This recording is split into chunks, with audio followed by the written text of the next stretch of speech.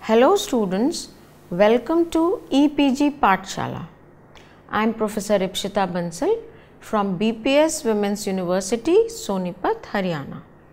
Today we will be discussing about the module Enlightened Leadership, Indian Perspectives of the paper Indian Perspectives on Human Quality Development. By the end of this module, students will be able to understand the Indian perspectives on leadership and their applications in our lives. To assume positive leadership roles, human quality development plays a very important role in every part of life. Leaders are the heroes of society and of organizations. Without proper leadership, confusion and chaos will occur. The enlightened leaders persuade or facilitate others in achieving the goals with full zest and enthusiasm. Thus, the enlightened leadership has a positive influence on people and on their working. The enlightened leaders follow the values which are rooted in our Indian culture. Bhagavad Gita also describes some values which are essential for the leaders. These values are discussed in Gita as the qualities required for being the enlightened leader. Qualities of enlightened leaders are appropriate conduct, emotional maturity, managing self, and having a macro vision. Let's understand about appropriate conduct. It is said in Bhagavad Gita, whatever a leader does, other person does that very thing. Whatever he upholds as authority, an ordinary person follows that. The leader is one who leads others. Thus, he or she should be vigilant enough in his thoughts, actions and speech, as he or she is followed by many other individuals. It is the fundamental truth that if a leader is honest, hardworking, kind and sincere, the people also follow the same path. Therefore, people are influenced by leaders from their speeches and more from their deeds. In such a way, leader carries a great responsibility of many other individuals who are likely to follow his actions. Consequently, this conduct should be ideal one and always inspiring for others. Hence, the enlightened leadership is one which can exist even in the midst of dishonesty and corruption. The enlightened leaders possess the quality of being emotionally mature. They have a balanced approach in life. They are not overjoyed at the time of happiness and not overstressed in the midst of difficulties. They face problems with patience and give the credit of success to their followers. They don't think a lot about future as it is unpredictable, but yes, they perform their best at present situation and never bother about the results. Gita says to accept the results as the blessings from God. As a consequence, enlightened leaders become the master of every situation by accepting and following these golden words. With equanimity of mind, such leaders create the environment in which the whole society at large can grow. In this way, they transform the workplace as a place of worship. Managing self is also an important aspect or quality of enlightened leader. They possess the transformational leadership skills. They do not command others or force people to work in a particular way. Instead, they set the example for others by working in particular ways themselves. The transformational leaders practice the things in a way to preach others by their own example. They manage themselves before managing others. Thus, managing self is considered most important in Indian philosophy. Then, leaders should also have a macro vision. Macro vision is all about overcoming the self-centered perspective and realizing that there is much more in the universe. It is like peeping from a keyhole where we can see that there are a lot of things to consider. Vedanta explains this macro vision and states that the man should understand the truth that I am not a single solitary individual. I am a part of the whole universe, and this universe is the manifestation of God in various forms. Just as the waves rise in the ocean, play in the ocean and disappear into the ocean, the whole universe arises in him, exists in him and disappears in him.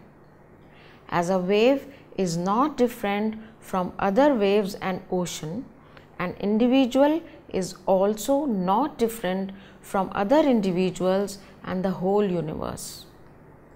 As the water is the essence of a wave and the ocean, the spirit or soul is the essence of every individual. The enlightened leaders understand this macro vision of life and the service-oriented approach, which is the result of their hard work and sense of duty. In this way, the Indian perspective towards leadership helps us in understanding the real essence of leader and leadership abilities. The insights on leadership from ancient sources like Manusmriti, Mahabharata, Kautilya's Arthashastra set the path for today's leaders. Further, the Gandhian thoughts and the description of nurturing tasks and pioneer innovative leadership styles aid the leaders of the 21st century in their day-to-day dealings.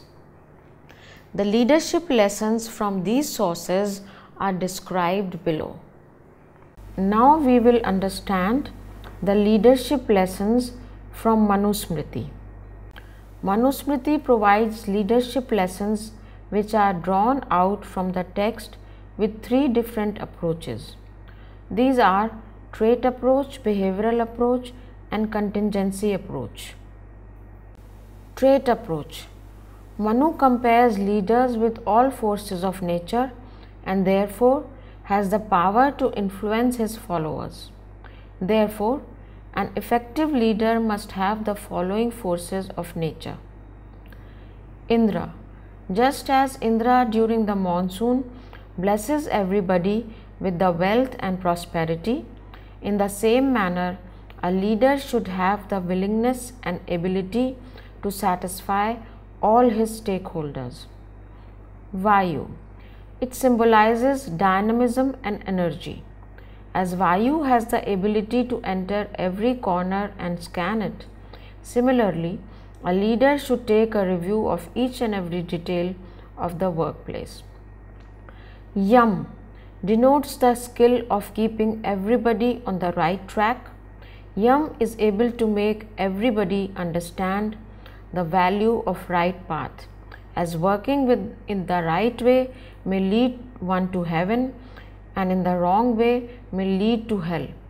In terms of managing, the leader should be unbiased like Yam, which makes people aware that the effective performance leads them to rewards and the ineffective performance to punishment. Surya. Surya has the attributes of enlightenment and having concern for people.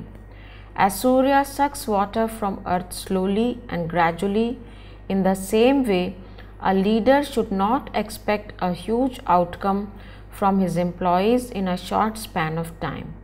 He must have concern for his people and should provide them time for performance. Agni, it symbolizes the power and knowledge. Likewise, a leader should update his knowledge about all the developments of his relevant field. Chandra, it represents the calm and pleasant personality.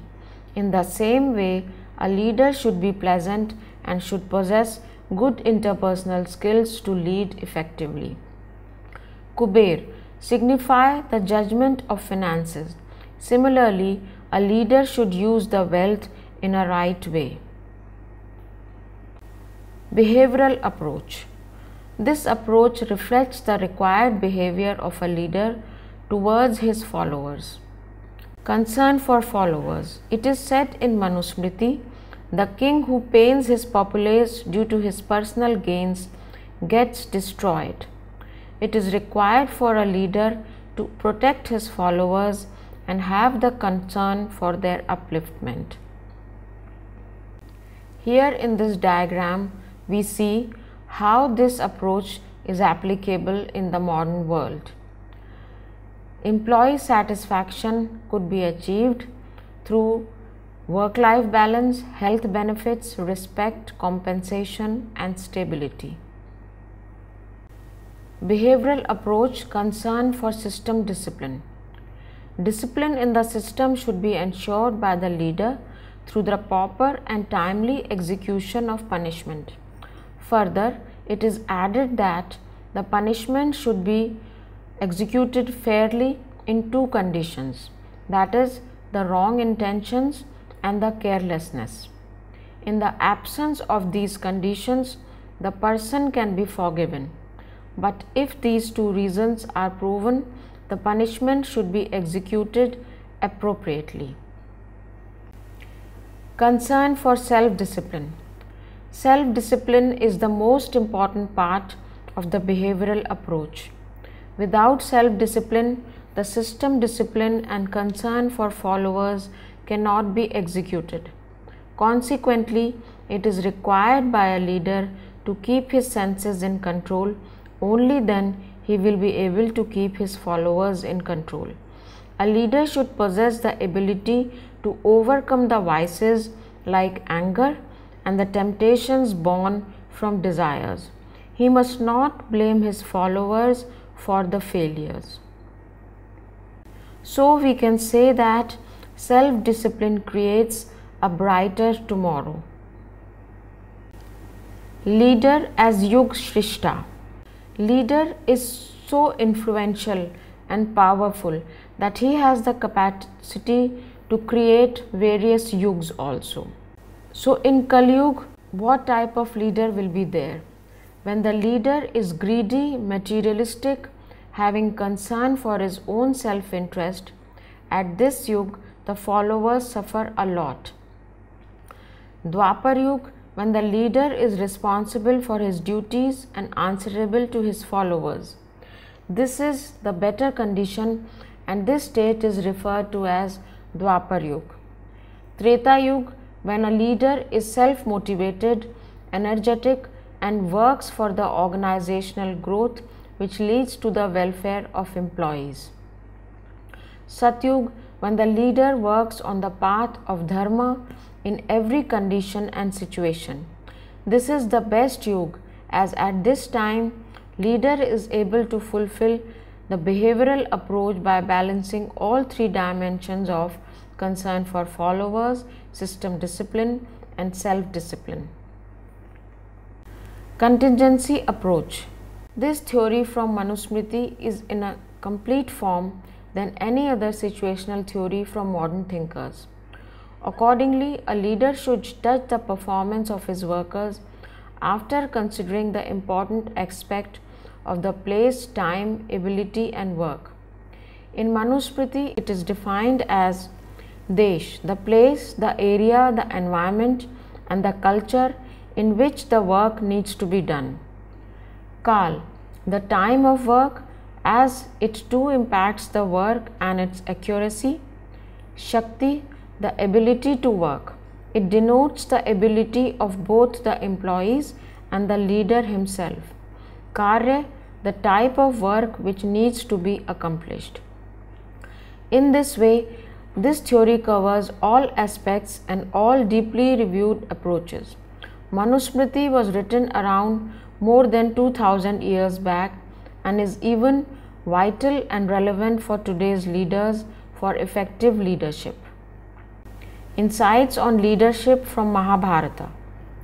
The concept of leadership given in Mahabharata helps in understanding the path towards enlightened leadership with various vital aspects, that is, virtues of leaders, human relations leadership, and situational leadership.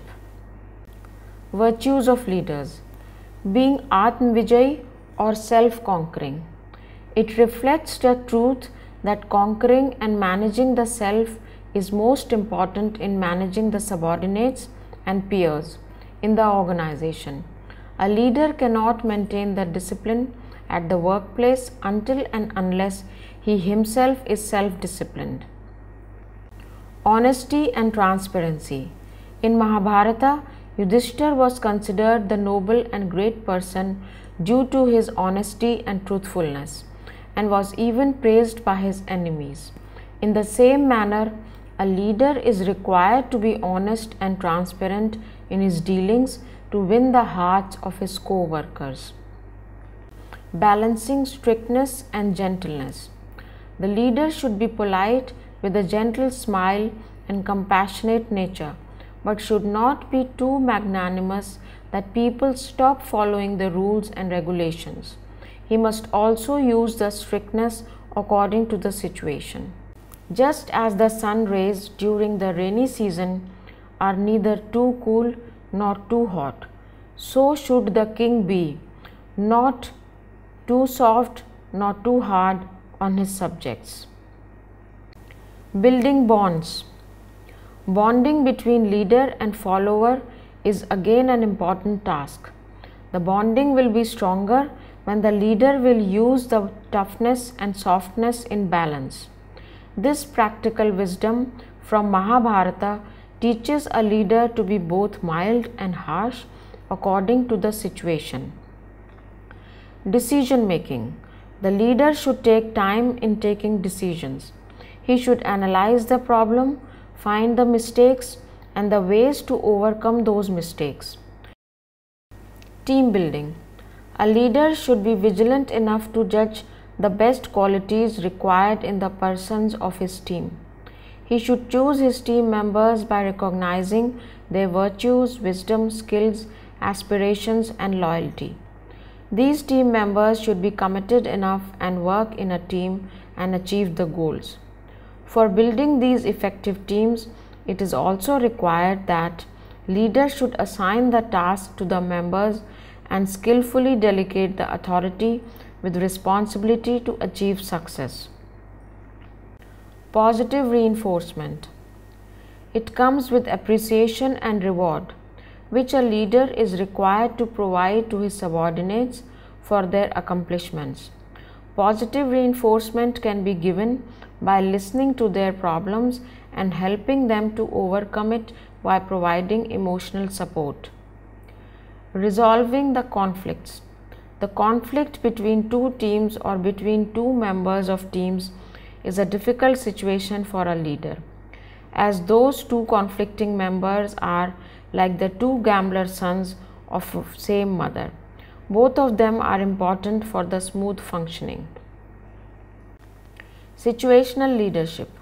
It is stated in Mahabharata that king who can adopt different styles depending upon the task at hand does not suffer failure even in his smallest endeavor. Further, this style of leader should motivate an individual to work with more dedication towards the goal. This can be actually done when a leader can understand the situation of the worker, the task to be performed, and the environment in which the task is required to be performed. Once these things are clear to a leader, accordingly, he can choose the leadership style. Power source of a leader. The important source of power through which he influences his followers is his personal power, which he achieves by not being attached to his position bar. So he holds his position in trust of his followers to be used for the larger good. Evaluating self. Evaluating the world is not possible without evaluating the self. So a leader should introspect for becoming aware of his strengths and weaknesses, of his vices and virtues. Being aware of the vices and weaknesses will help the leader to overcome his shortcomings and to work in a better manner. In addition to this, by being aware of strengths and virtues, helps him not only to be happy for past achievements, but to put the best efforts for the future achievements too. Therefore, lessons from Mahabharata show the path towards the enlightened leadership which leads to the larger good. Kautilya's leadership concepts. Kautilya's Arthashastra explains the qualities, duties and powers of a king which enable him to be a successful leader. Be able to attract followers. Leader should possess the qualities of intellect. He should possess qualities of energy and enthusiasm. Leader should be a Rajrishi. Leader should be a Vijigisu. Attracting the followers. The qualities which are required to attract the followers are intelligence for making better decisions, enthusiasm towards completing the work effectively, honesty, being transparent in his dealings, keeping promises, honoring the deals and contracts with all the stakeholders, acknowledging people for their support and long-lasting relationships, and determination towards achieving the goals. Possessing qualities of intellect.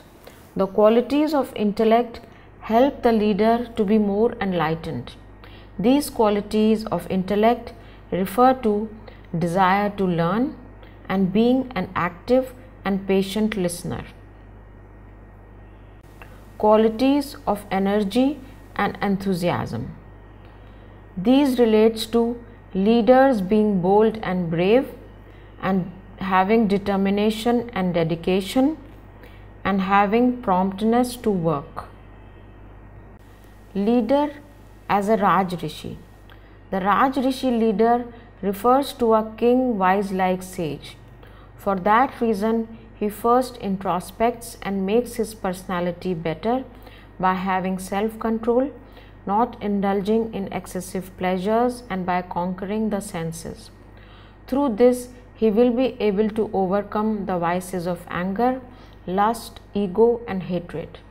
He is the one to follow and also helps others to follow the concept of Yogkshema, where yoga refers to successful accomplishment of an objective and kshema means the peaceful enjoyment. Thus, being Rajrishi is a combination of authority and understanding, where the leader works with bravery and patience. Leader as achievers or Vijigisu. Kautilya referred to leader as a Vijigisu, that is desirous of achievement or victory. This desire of victory or Vijay is about overall achievement orientation, that is the achievement of dharma, arth, moksha, but not guided by narrow self-interest, that is calm. Instead, it works for the peaceful environment of one and all. Here we see the Kautilyan concept of use of power. On the x-axis we have use of power, which ranges from mild, just and severe, and on the y-axis we have level of satisfaction. When the use of power is mild, the level of dissatisfaction is high. When the use of power is severe, the level of dissatisfaction is again high. But when the use of power is just, the level of dissatisfaction is low. That is, when the use of power is just, the level of satisfaction is high. Creative leadership of Mahatma Gandhi. A great leader can be one to whom everyone approaches for an innovative idea to a problem. Creative leadership means that you can also nurture growth and innovation in others that will benefit everyone. Gandhi showed that how innovation in ideas can bring changes. The new thinking that led to Satyagraha had its deepest roots in his own experiences, especially his encounter with the racist power in South Africa. Burns has used the term creative leadership to describe Gandhi's Satyagraha. In 1906, when Gandhi was in South Africa, the authorities decreed that all Indians must register with the government. Gandhiji called a mass meeting to protest the humiliation of fingerprinting and body checks. He first termed defiance of the law as passive resistance, but disliked the phrase as it suggested the weapon of the weak. The meaning of the struggle, he decided, was better expressed by a word, so he coined Satyagraha, the power born of truth and love or non-violence. Gandhi's idea was to conquer hatred by love. Gandhi's invention of the concept of Satyagraha was the distinct act of his innovative and creative leadership. And this creative leadership, when evolved in India, proved deeply principled when in 1930 Gandhi resolved on a long march to the coast to gather salt from the shore in defiance of the government's monopoly on its collection and manufacture. As British levied tax on salt, which is the greatest necessity of life, and due to this tax, many starving and sick people were burdened. So Gandhiji started Satyagraha campaign against British injustice. Many warned him that the campaign was too risky and he can be imprisoned. But Gandhi kept steadily on his plans of disciplined non-violence. For 24 days, across 200 miles, Gandhi led the thousands of women, men and children. His arrival at the sea was greeted with jubilation. The salt satyagraha was a colossal success. Gandhi's peculiar choice of salt for his march confused the British and the Indian leaders alike. Had Gandhi gone by train or motor car to make salt, the effect would have not been that considerable. But to walk for 24 days and then to pick up a pinch of salt in publicized defiance of the government, thus becoming a criminal, that required imagination, dignity and the sense of showmanship of a great artist. Greatest moral leader. The Indian national movement under the leadership of Gandhi is an example of creative leadership. He only used the weapon of courage and indomitable will, which was an innovative strategy of achieving the goal. Gandhi chose a weapon which Britishers did not know how to use and so won against them. People admire Mahatma Gandhi for various reasons. Many view Gandhi as the greatest moral leader of the 20th century, as well as the brilliant tactician, and both these qualities flowed from his extraordinary political creativity. Gandhian Engineering. The concept of Gandhian Engineering says that we have to manage to get more for everybody from the less and limited available on the earth. So, the 21st century leaders should know to design and to develop the products and services with more performance from less material, less cost, less time consumption, less environmental pollution for more and more people. Humanistic Approach. Gandhi emphasized that victory for a cause can be won without making the opponent feel defeated. He was an advocate of a win-win situation rather than a win-lose situation. Gandhi refused to see bad in people. He often changed human beings by regarding them as though the good in them was all of them. Being able to see the potential in a person and bring out the best in him is the mark of a true leader. Here we see that Gandhi says, "Hate the sin but love the sinner." Leader as a servant. Gandhi put a lot of emphasis on the leader's ability to serve. He said, "Leaders who serve are the ones to be trusted." He stated that leaders are of two kinds: self-styled, who become leaders to exploit masses, and those who become leaders by right of service. They are to be trusted. Leading by example. There was a fundamental integrity between Gandhi's leadership theory and his practice. He demonstrated an amazing synchronism among his speech, thought, and action.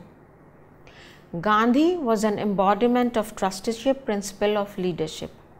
For him, a leader was responsible for holding in the trust the power that followers gave him. A misuse of this power was for Gandhi a betrayal of that trust. Gandhi always led by example. He never asked his followers to do anything which he himself had not practiced and imbibed in his own life. He first experimented with ideas and then he propagated it among others. He was therefore better able to understand the problems encountered by common man. Let's now understand the concept of nurture task leadership style, which was put forth by Sinha and Verma in 1987. Nurture task leadership style talks about the Indian way of leading people. The American culture is very much different from our Indian culture. In American culture or Western culture, when the children are grown up, parents leave them free to learn, explore, earn, and live by themselves. But in India, this is not the case.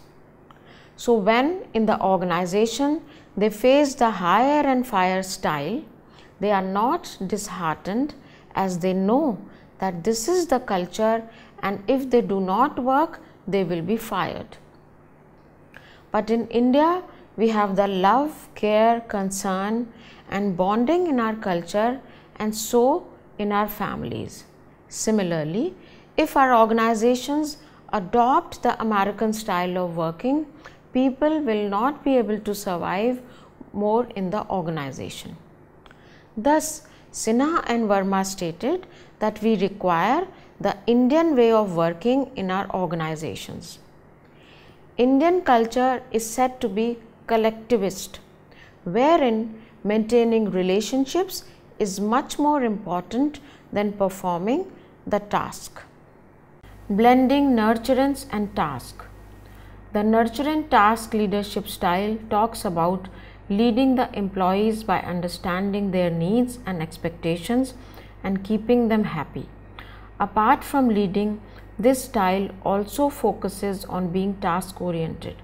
The effective and enlightened leadership comes when nurturance and task orientation work hand in hand. Nurturance creates a feeling of comfort, security, understanding and relaxation. But in such a case, work is somewhere neglected. On the other hand, task orientation focuses on doing the work and has resistance to care and concern. Thus, blending nurturance and tasks make leaders more effective and enlightened. The leadership style also gave the concern for those types of employees who are of the independent thoughts and want to work on their own, and don't want somebody to be around every time.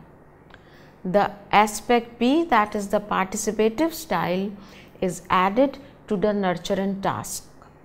This style is also helpful for those employees who are receiving nurturance earlier. Over the time, those people may change, their requirements may change. Of course, they will gain the experience in such periods and will develop the self-confidence to handle the tasks without close supervision, and consequently, they will need less guidance and nurturance. Let's now discuss about the pioneering innovative style of leadership put forth by Khanwala in 1984. Though the theory belongs to leadership style, he gave it the expression of management called as pioneering innovative management instead of pioneering innovative leadership. However, this style is associated with the top leadership style.